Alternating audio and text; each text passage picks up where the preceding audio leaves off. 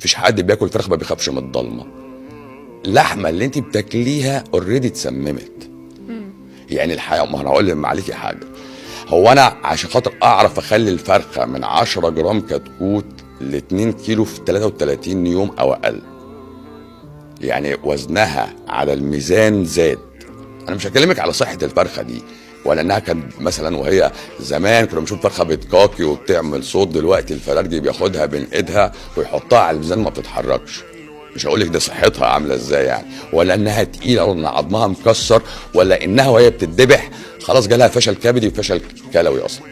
ده هم كلام هم اللي بيقولوا على فكره، من كتر المضادات الحيويه اللي بتتحط في علفها، فبتحول بتبوظي حاجه في البيولوجي بتاع دماغها بتخليها بتاكل طول النهار. نفس القصه بتحصل مع الابقار، نفس القصه بتحصل مع الابقار. فالفلاح او المزارع او المربي بيفرح قوي بالحجم اللي بيزيد والوزن اللي بيوزن معاه وبيبيع، لكن الضرر بيقع علينا وعلى اولادنا. حضرتك فاهماني؟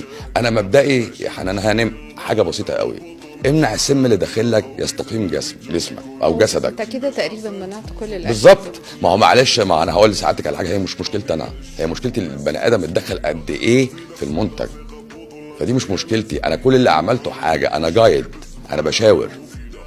ده هيضر حضرتك، انت ليكي الحريه المطلقه الحريه.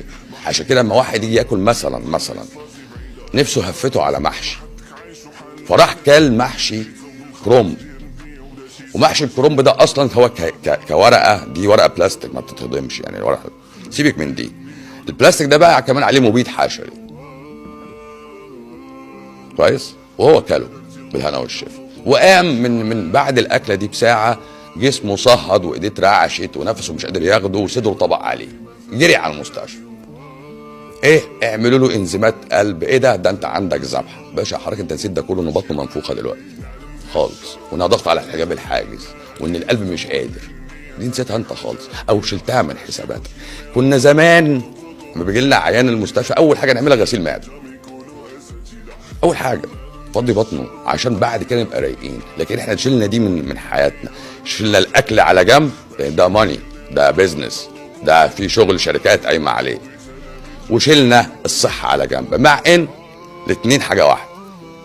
يعني سيدنا ابراهيم انا بعتبره مش ابو الانبياء بس، لا يعني اعظم فيلسوف. ليه وهو بيخاطب ربنا يقول له ايه، او بيتكلم على ربه يقول ايه؟ والذي هو يطعمني ويسقين، والايه اللي وراها واذا مرضت فهو يشفين.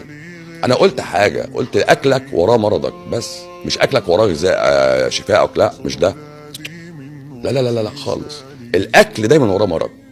اقتصد في اكلك جسمك يبقى سليم. انا كلامي سهل اهو. وكلوا واشربوا ولا تسرفوا. ده قالها البني ادم قبل ما ينزل، قال له ايه؟ يا بني ادم خذوا زينتكم عند كل مسجد وكلوا واشربوا ولا تسرفوا. احنا بقى نزلنا، لا احنا كلنا وشربنا وعملنا سناكس، وكلنا بدل الصنف 30 صنف. حضرتك لو انت عرفتي تطلعي من كل صنف من دول مشكله واحده، عملتي 30 مشكله النهارده، صح؟ انا ساعات بقعد بالايام ما اكلش خالص، لا اكل ولا اشرب. طب هتقولي بتعمل كده ليه؟ انا بقوم جسمي. صوموا تصحوا، بقوم جسمي خالص. بالايام ما اكلش ولا اشرب ولا تشرب ولا اشرب غير اما اعطش خالص. انا بشرب ميه ممكن في اليوم ما اكملش شويه قد كده بس، وعشان جسمي يستقيم ونفسي تستقيم وكوابيسي تستقيم واحلامي تستقيم. مفيش حد بياكل فراخ ما عندوش بانيك اتاك. مفيش حد بياكل فراخ ما بيجيلوش كوابيس وبيحلم الناس بتجري وراه وبيخنقوه. مفيش حد بياكل فراخ ما بيخافش من الضلمه. انا بقول لك، وقلت الكلام ده زمان من 7-8 سنين. انا بقول لحضرتك اهو براهن. مفيش حد بياكل فراخ، الايرانيين ما بياكلوش فراخ، عشان كده تلاقيهم ايه؟ بيخبطوا في بعض وما بيخافوش، هو ما عندوش هرمونات تخوفه اصلا. لكن مفيش حد بياكل فراخ وما بيخافش، عشان كده هم بيخافوا مني اصلا. طيب دكتور، يمكن مؤخرا يعني اكتر من دكتور قدم فيك شكوى في نقابة الأطباء وقال ان انت يعني بتناهض الثوابت العلمية اللي انا اصلا ناهض الثوابت العلمية. كويس. لو دي التهمة انا موافق. يعني من اكتر الممنوعات إثارة للجدل الحقيقي فكرة الخضار لا خضار ايه؟ لا بعض الانواع الفواكه لا الكتير جدا. انا هقول. طيب بصي حضرتك، بالنسبه للخضار هنقسمه كذا شكل. البقول انا قلت راي القران فيها خلاص، تمام. اللي هو الثوم في والبصل والبقل والكلام ده. طيب الخضار بقى اللي هو الورقيات، الخس والجرجير والكابوتشا والبروكلي الحاجات الخضراء اللي هي الاعشاب دي، اللي هي النجيليات دي. صح؟ ايه فرقها عن البرسيم؟ بس هو ده السؤال. انا سالت السؤال ده بس. لو حد يطلع لي 10 فروق بين الجرجير والبرسيم هبطل الشغلان. قالوا لي لا ده شبه بعض، والدليل ان احنا ساعات بننصح بعض العيانين يشربوا عصير برسيم.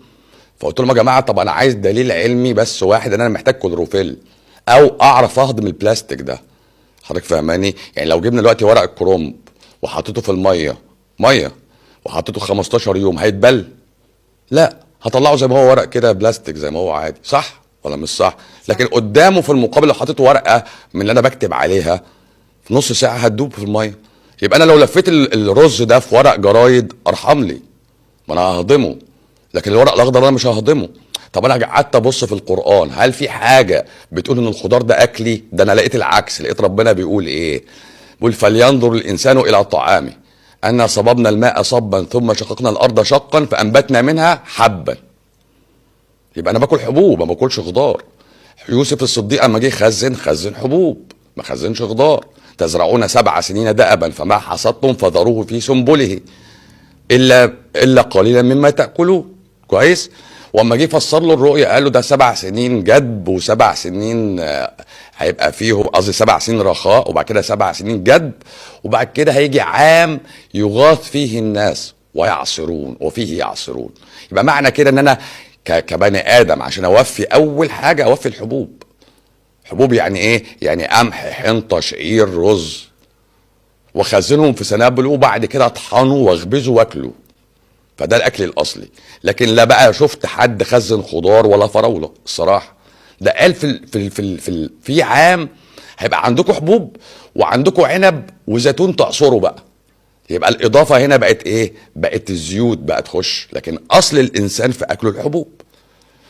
حضرتك فاهم قصدي؟ في ايه تانية يقول لك اولم يرى الانسان ان الارض الميتة احييناها فاخرجنا منها حبا فمنه ياكلون. فالانسان بياكل حبوب. ربنا قال على نفسه فاطر السماوات والارض وفي نفس قال فالق الحب والنوى.